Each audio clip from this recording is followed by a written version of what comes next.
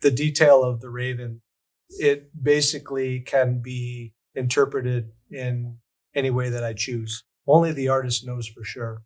Generally, my work is made with layers of color.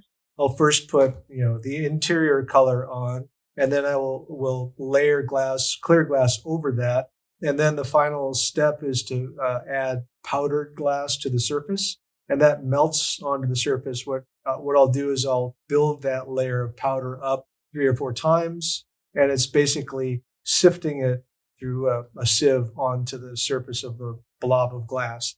So once you have an even layer, when I expand the glass, when I blow it and make it larger, then the color will still be thick enough to maintain its integrity over the form.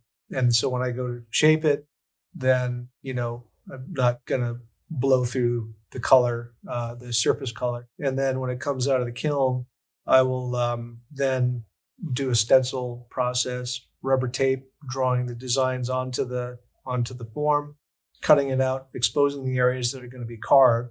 And then I'll wear the layer of color down with the sandblasting process.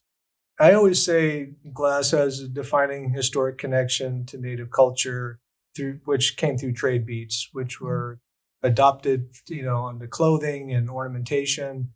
And so I kind of see what I do as an extension of that. Everything I do is pretty much related to the tribe and the family. The success that I have, the attention to my work, I hope can inspire the next generation.